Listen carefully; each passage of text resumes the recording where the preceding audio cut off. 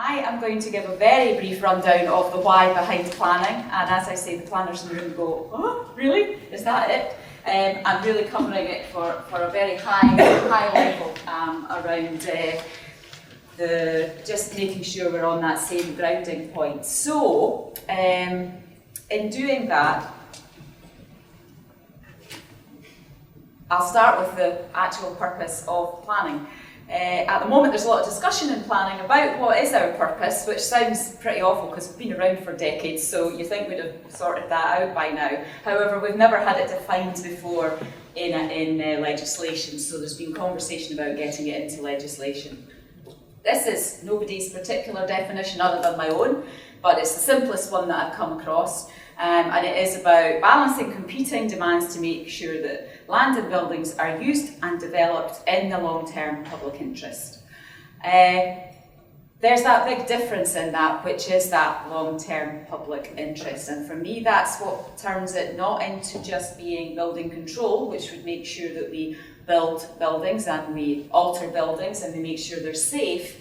We're about doing those kind of changes in our environment, not just buildings, but in land, that actually thinks about the public's long-term interest when it does it.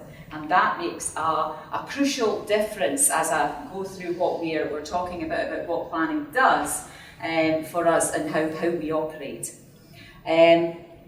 However, if we're going to get into the data that sits behind planning, Emily's just been going through all the kind of data that sits for community planning partnerships moving forward and showing you one of the tools that exists, and there are many other sources of information that community planning partnerships are using around areas of multiple deprivation and knowing about those as well.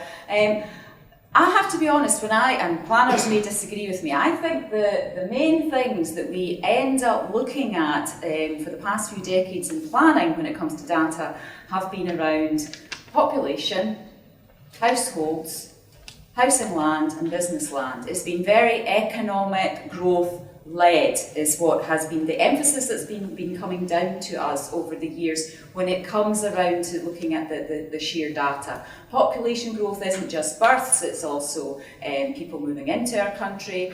Household change, there we go, I've got your nice typical two parents together in one house with two children. The sheer fact that that doesn't happen is not the trend anymore. It is households that have split. It's young people wanting to leave home at 20 and have their own home, means that the requirement for more houses across Scotland is an issue. And it is fueled by that change in how we live.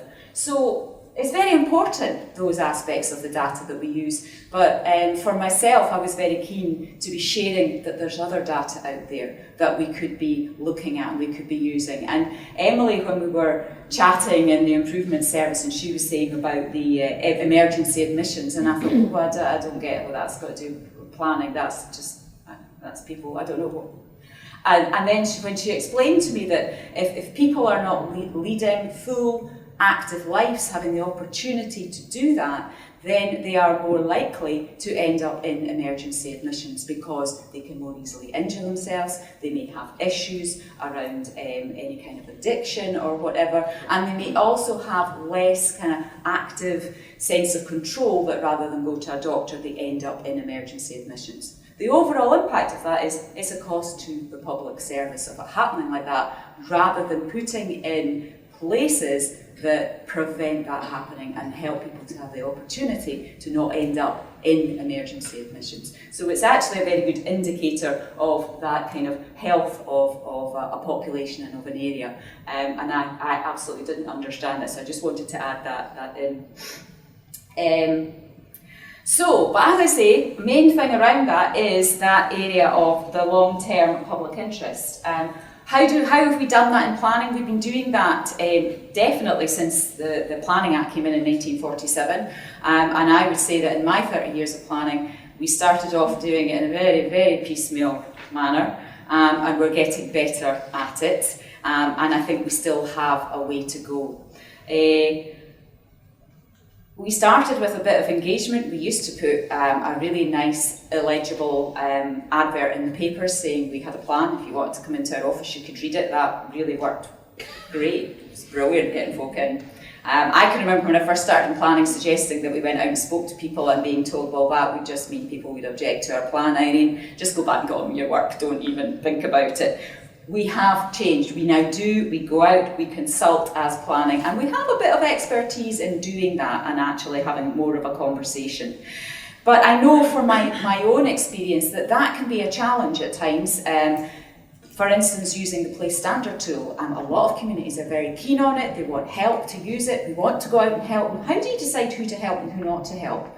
I would say that the kind of information that Emily has just been showing us, if you're having doubts as to where do we go and help, look up that information. That'll tell you the areas that you go in and give support to, and the areas where you actually go, I'm sorry, we have to say no to somebody here. You have the capacity, and we have a reason here for why we're going to support some areas over other areas. And where we are all now within the public sector, hard choices have to be made.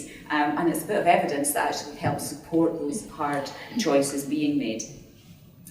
So I come back again to Emily's two slides because I really felt that they were absolutely crucial. I would love to see, and we may well be hearing later on from the different case studies, that we start to have spatial planning that isn't just informed by the demand for housing and the evidence on that, but that is informed by the kind of information that is out there around obesity in primary one children, because there aren't enough opportunities to be taking children out into places where people feel safe and happy. There are, in all of our cities, there are those spaces, but there are populations that are not feeling that they have that.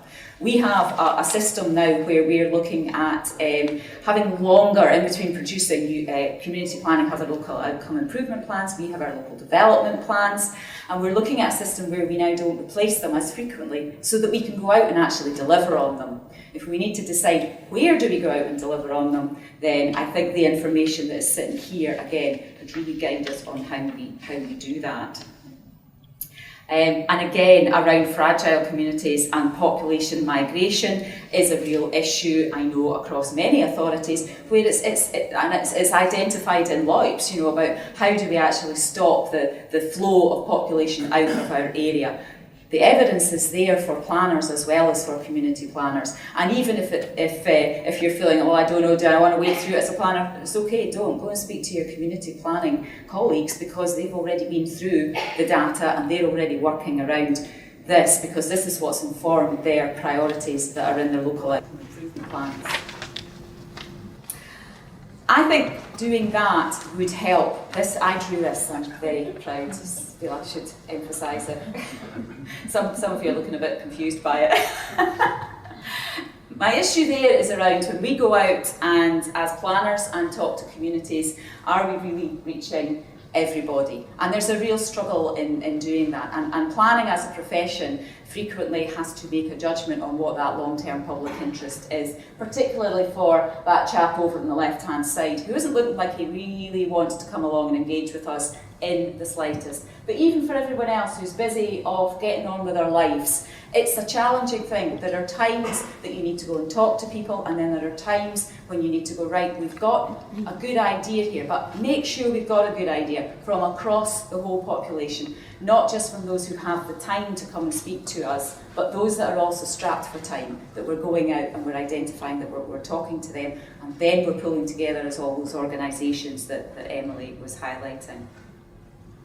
So, prevention comes in as an automatic there. Prevention and collaboration for community planning come in as an automatic about what they're about. And much of that is prevention that then reduces inequality. And I'm always highlighting, if we just go out and we help everyone, it would be great, love to do it. But that would mean that you're going like this with inequality. You really do need to go in there and focus on the areas of inequality to get this to happen. Otherwise, you're simply going like that. And that is something that community planning is already set up and geared up and working with, and that I certainly feel that planning can be doing as well, because we do not have unlimited resources either about where do we go in and do something more actively.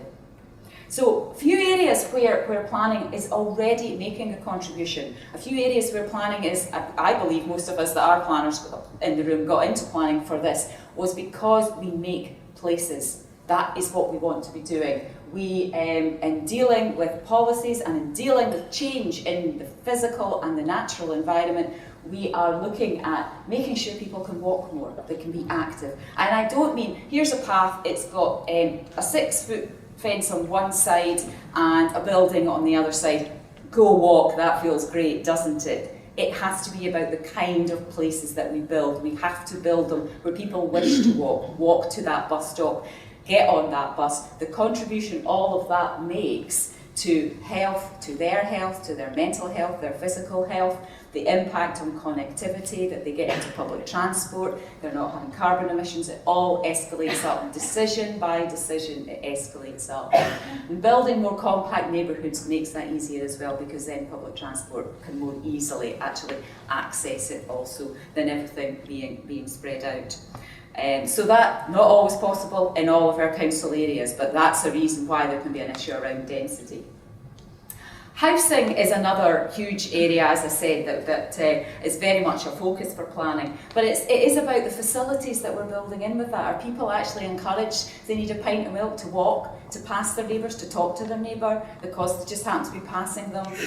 Or are they actually encouraged because the nearest shop is 3 miles away to get in a car and to drive to it because they are living on a housing estate on the edge of somewhere and there's so few facilities for them? So it's not just about housing numbers, it's got to be about the places that planning is allowing and shaping. And there are so many examples across Scotland where that is going well, and unfortunately there are still examples of where that isn't going so well. It can be difficult to evidence why, when you're talking to a developer with an application, why do you want these extra things? The evidence, we've just talked about it, the why is there, just sitting really for inclusion when you're thinking about policies and decisions around it. And then, finally, there's that whole natural environment aspect, adaptation to climate change. That is about, I was at something recently, the RTPI conference, there was a chat there saying about building new roads. He said building new roads, all it does is encourage people not necessarily to come to your area, but also to leave your area. And also it just encourages people to get in their car and to maximise how far they drive, because it's now faster for them to get further.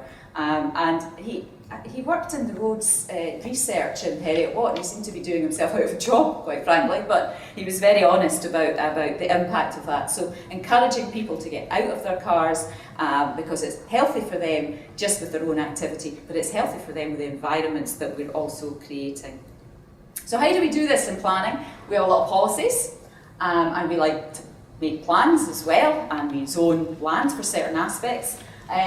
But mostly it's policy by policy, and it's the applications that come in for change in our areas. And those applications that come in for change will be guided by those policies. So the way that we work together with you is how we shape those policies to help us. Every application that comes in makes a small difference to what we're doing. So, in the long-term public interest, as I say, for me, I feel it's really about places for people. That is what planning is building. That is what planning and planners would like to be doing. We can get very focused in on the need to deliver housing land, and that can be a struggle. And we've all got our different struggles on our priorities right now with such reduced resources. But I would encourage any planner who's sitting here and you've arrived here today with an interest in that, I would hope, is step away from your desk and actually talk to your colleagues in community planning. I would say talk to your colleagues in lots of other aspects of your own council, most certainly, but community planning, as Emily has just explained, is going beyond that. It's all of the organisations that are actually there making a difference in the places that we are building. And if we really want to be place makers in planning, then I think to get the full picture, you need to be embracing particularly community planning beyond your own council silos as well. So my final tool, if for want of a better word, is we have a new website that the Improvement Service has been heavily involved in setting up with, again with a collaboration of organisations, which is Partners in Planning. That's the the address of it there. Have a look at that. There's content there already about community planning, and we hope to, after today, well, we don't hope to, we will after today, be putting more content up there. The main thing about this site is it's a site to get content given by all of our partners. So if you also have experience that you can be putting up, then please do let us know. You'll have noticed today we're recording, so all of the presentations, all of the case studies that you're hearing will be up on that site in the next couple of weeks. They'll be there for you to be able to go out and share as well, because this sharing about what others are doing is, I think, what gives us all the confidence to go, do you know what, why don't we give this a go and give it a try?